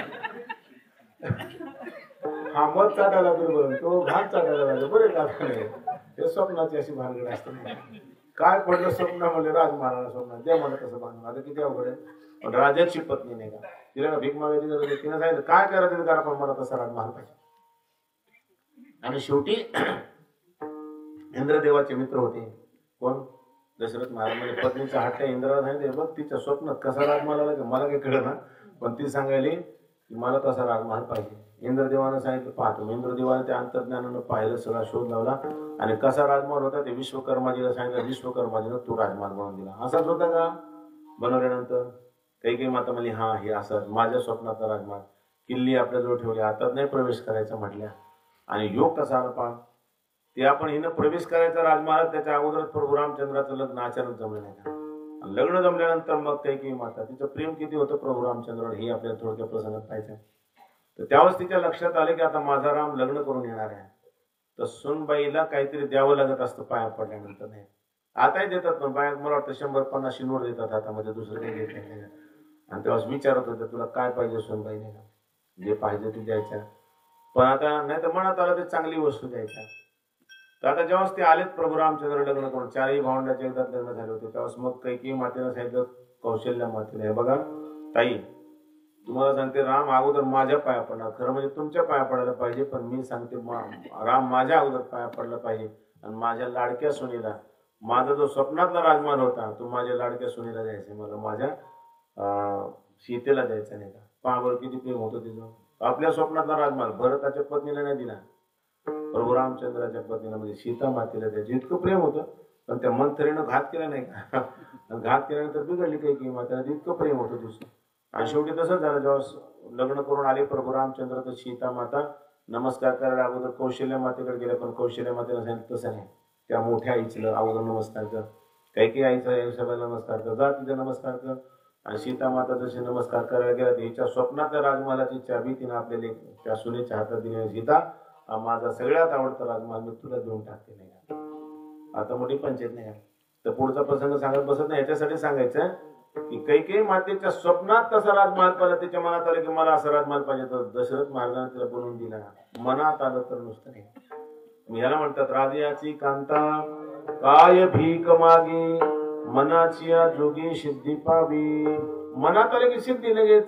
स्वप्नातला राजमहाल पाहिजे म्हणजे तसाच राजमहाल मिळाला की नाही, याला म्हणतात सिद्धी पावी. पण याच्यामध्ये सुद्धा कधी कधी उणीव होऊ शकते. म्हणजे एखादा राजा जर पराधीन झाला आणि शत्रू राजानं जर समजा ते जिंकलं, हे बिचारा जर राजा भिकारी झाला, तर मनाची जोगी काय सिद्धी पावी. राणी जर भिकारी झाली तर काय करता नाही. राज्य निघून गेल्यानंतर काय होईल, राजवैभव, पण मनाची जोगी सिद्धी पावी. राजवैभव जर कोणत्या कारणाने निघून गेलं तर मग काय सिद्धी पावी, याच्यात उणीव येईल ना. मग त्यासाठी भगवान ज्ञानेश्वर माऊलीनं दुसरा दृष्टांत दिला.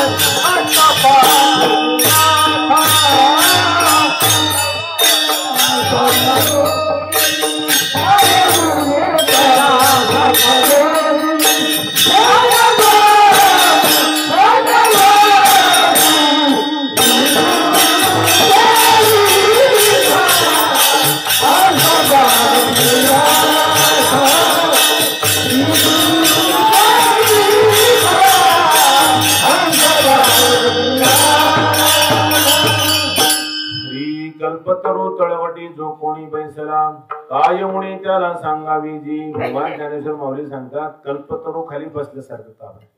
श्री गुरु पाठीराखे असते ना, आपण कल्पतरूच्या झाडाखाली बसल्यासारखं. कल्पतरू खाली, तरू म्हणजे झाडच नाही ना, कल्पवृक्षाखाली बसल्यासारखं आहे आपण. आणि कल्पवृक्षाखाली आपण बसलो आपण जी संकल्पना करावी ती लगेच पूर्ण होते. फक्त मनात यायला पाहिजे आपल्या असं असतं तर, असं असतं तर कशाला, आहेच नाही का, असतं तर कशाला, लगेच तयार नाही.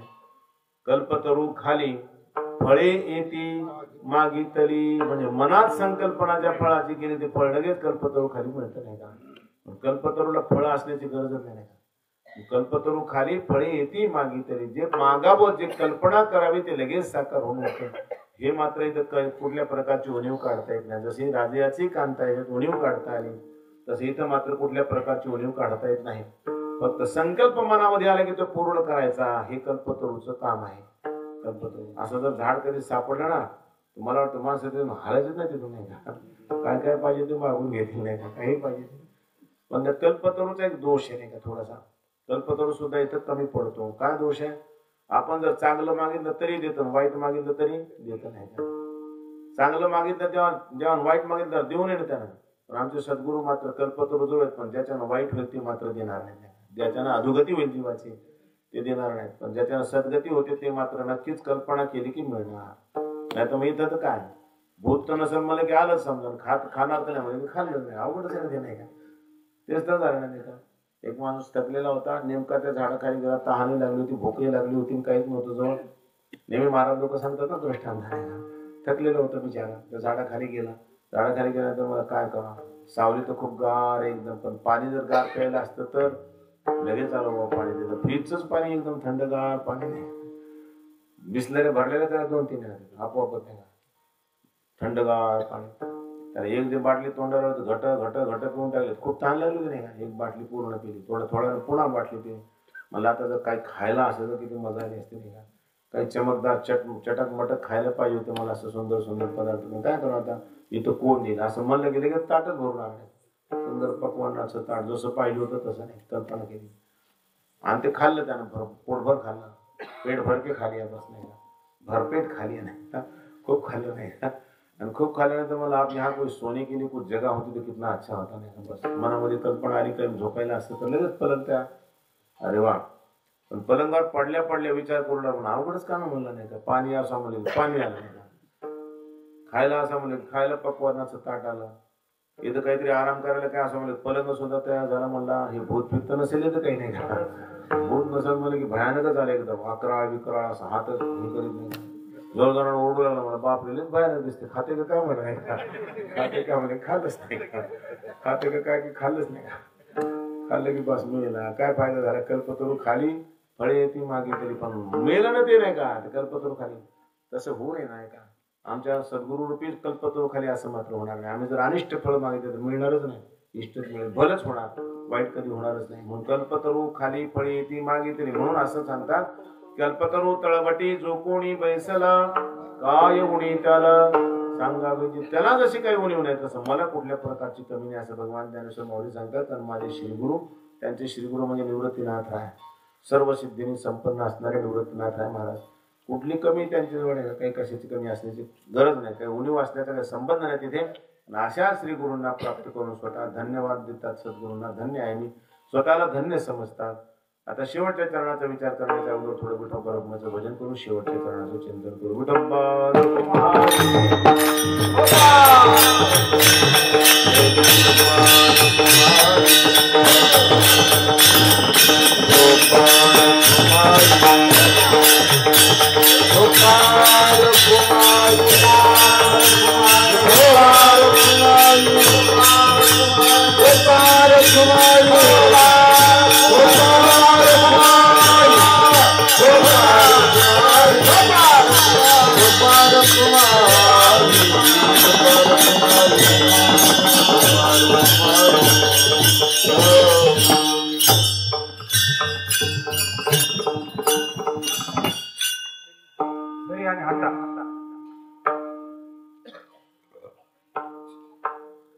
भावाची चढावडी आता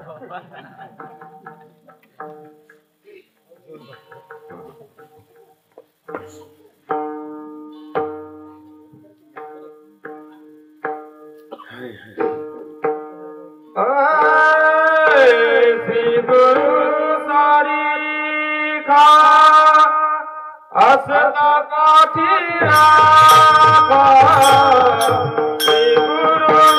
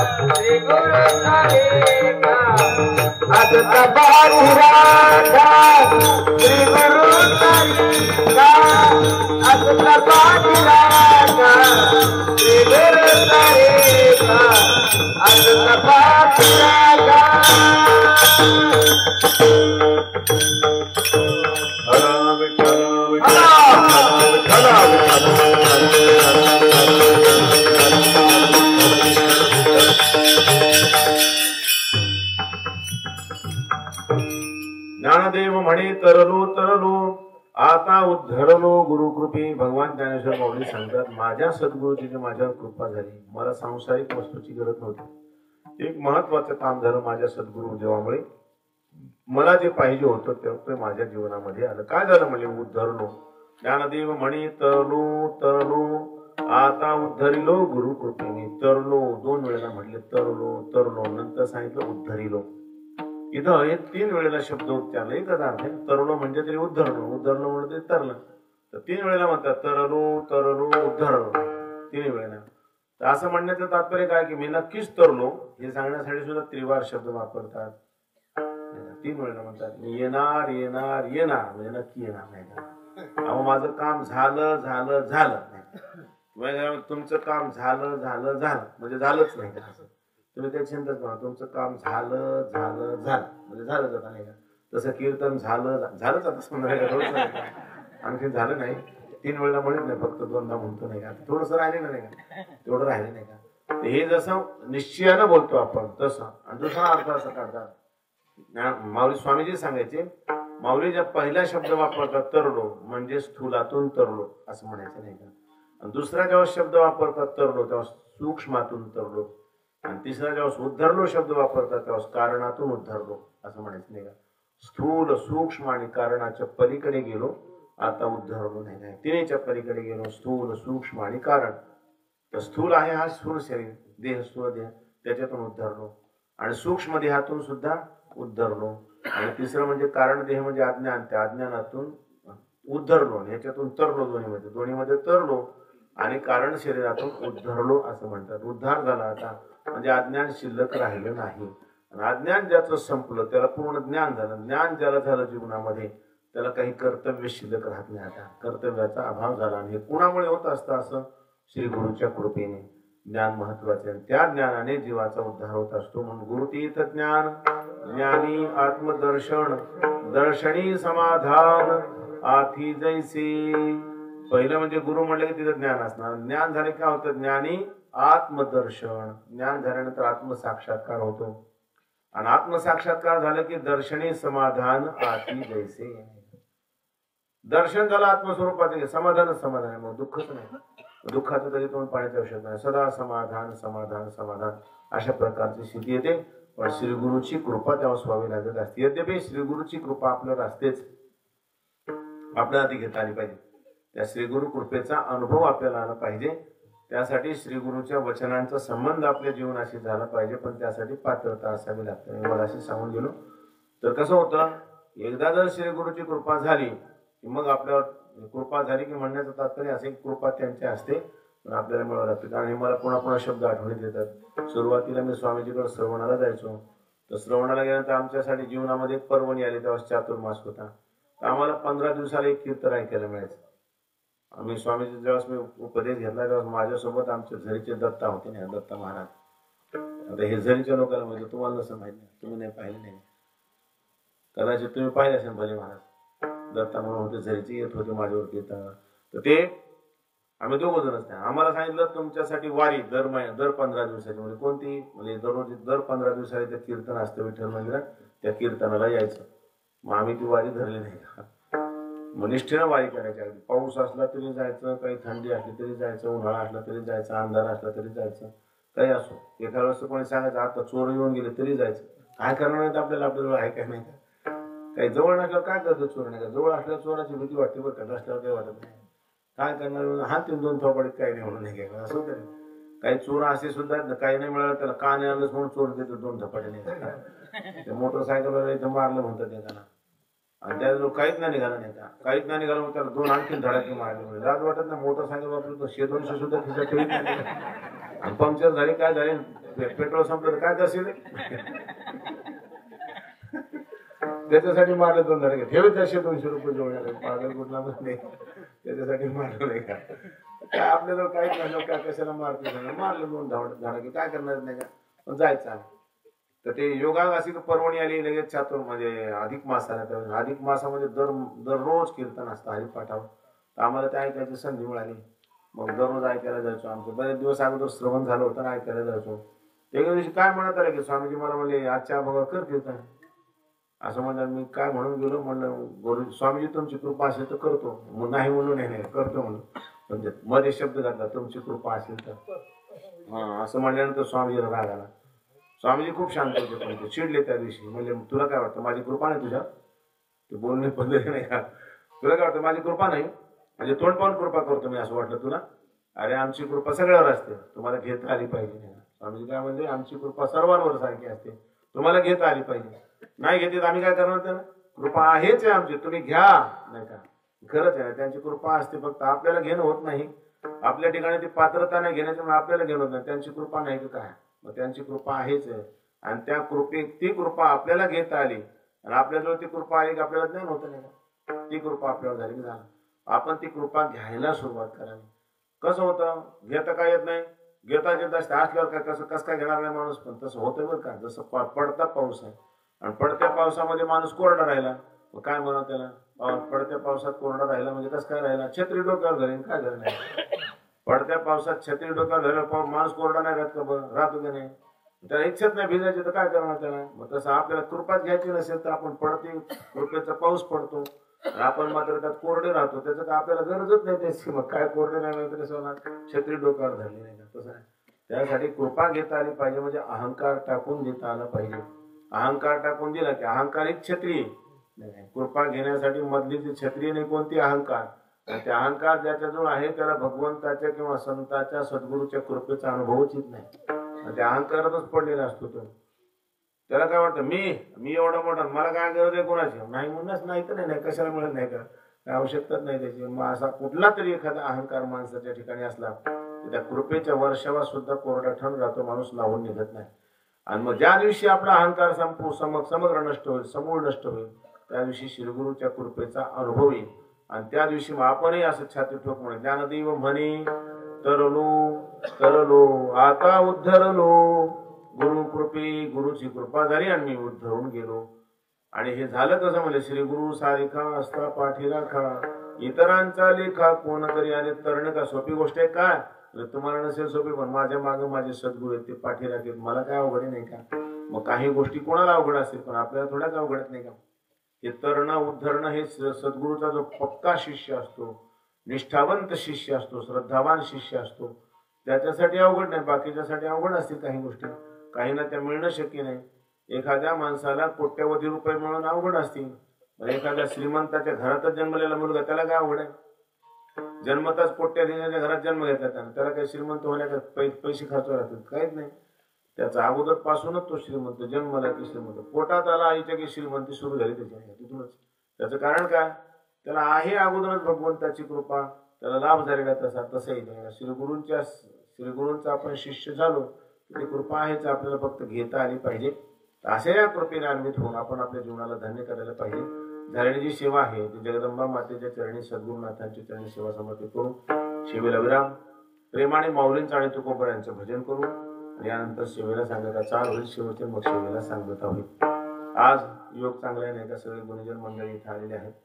हे आपले नेहमीचे पण आज जरा नवीन वाटेल नाही का, कारण माईक वगैरे सगळं असल्यामुळे जरा बरं वाटते नाही का. आमचे भजने खुलतेच गाड्या, पण माईक चांगला असला नाही का, माईक वगैरे सगळं साऊंड सर्व्हिस चांगली पाहिजे. आणि मग काय कसे जरी असलं तरी मग ऐकते त्यांना. नाही तर सप्त्यात सुद्धा सप्ताहातले कार्यक्रम पडतेच नाही का, साऊंड सर्व्हिस नसेल चांगली पडला कार्यक्रम मग काय. आजकालात हे आवश्यक झाले नाही का, साऊंड व्यवस्थित असलं पाहिजे तर मग ते कळी खुलते नाही का. जसं चंद्राला उधार येते पण आपला समुद्राला उधार येते, पण चंद्र दिसलं पाहिजे त्याला पूर्ण नाही का. पूर्ण चंद्र दिसला की मग समुद्राला आपोआपच भरती येते नाही का. तसं चांगलं माहीत दिसले की आमच्या गायकाला भरती येते नाही का, भरती येते. मग काय सुंदर सुंदर गातात, वादकाला सुद्धा भरती येते. दोन्हीकडून दोन मृदंग पाहिजे, मग पहा आमच्या सुरेश भाऊची मजा नाही. मग दन दन दन दन वाळी मग कंटाळतच नाही. आणखी 1 घंटा कीर्तन केलं तरी कंटाळणार नाही, असं पाहिजे फक्त नाही का. आणखी 1 घंटा कीर्तन करतो, मी करणार नाही पण समजा केलं नाही. अशी मजा आहे नाही का, आनंद आहे. सगळे भजनी मंडळी सगळे प्रसन्न आहे, सगळे तर जमलेले, सगळ्याच्या सहकार्याने ही सेवा झालेली. आपणही सर्वजण आता तुम्ही आनंद घेतला, खूप तुम्हालाही आनंद आला. सगळ्यांना चांगली सर्व्हिस वगैरे असली खूप आनंद वाटतो. सर्व माता भगिनी भावी भक्त या सगळ्यांनी शिवगुण करून घेतल्याबद्दल सर्वांना धन्यवाद. आमच्या गुणीजन वृंदांना धन्यवाद. आणि सगळ्यांना विनंती, आता सप्ताह आपला त्या दिवशी सांगितलं तुम्हाला, येत्या 27 तारखेपासून 4 डिसेंबर पर्यंत हा कार्यक्रम आहे. आपण सर्वांनी या कार्यक्रमास उपस्थित राहावं अशी सर्वांना विनंती. सेवा समाप्त एकदा माऊलींचं आणि तुकोबाऱ्यांचं भजन करायचं. काल सांगितल्याप्रमाणे, परवा सांगितल्याप्रमाणे टाळी वाजून भजन करायचं. इमानदारीने टाळी वाजवायची, बेमानी नाही करायची. वर गेल्यानंतर टाळ वाजवायचं नाही फक्त. आमची टाळीच वाजू द्यायची, तुम्ही टाळी वाजवायचा. तुम्हाला जमलं तर टाळी वाजवा पडेल.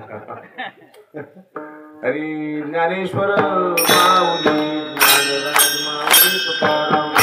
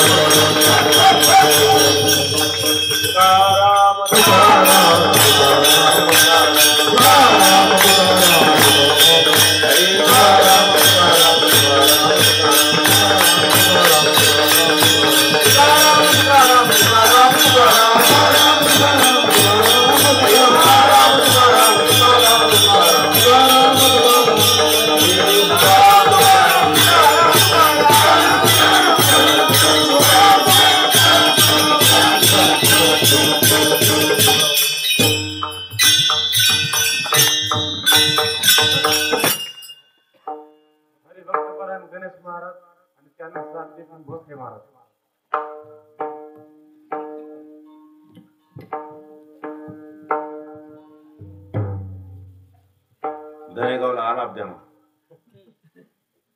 लक्ष्मण महाराज धनेगावकर, पुन्हा तिकडे कोण राहिले गावकरी. ज्ञानदेव म्हणे तरलो ज्ञानदेव म्हणे तरलो ज्ञानदेव म्हणे तरलो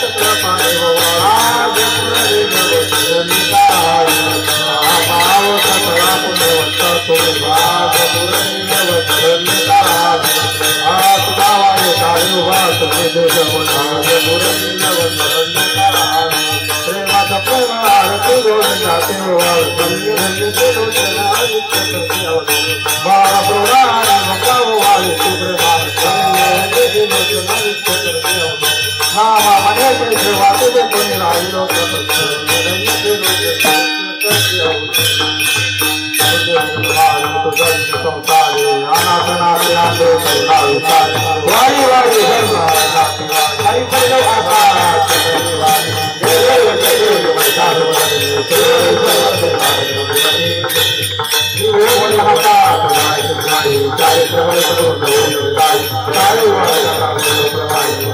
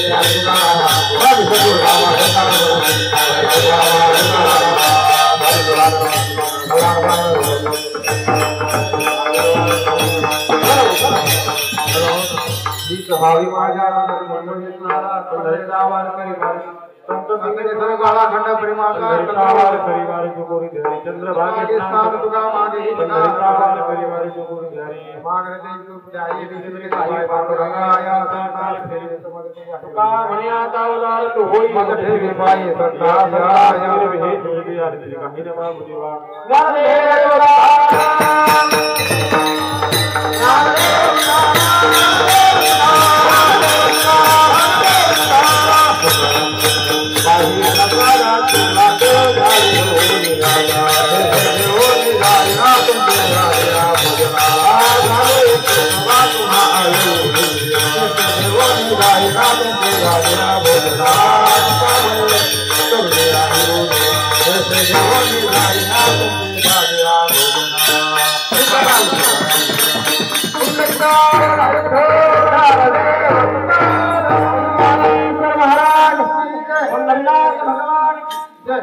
जगद्गुरु तुकाराम महाराज की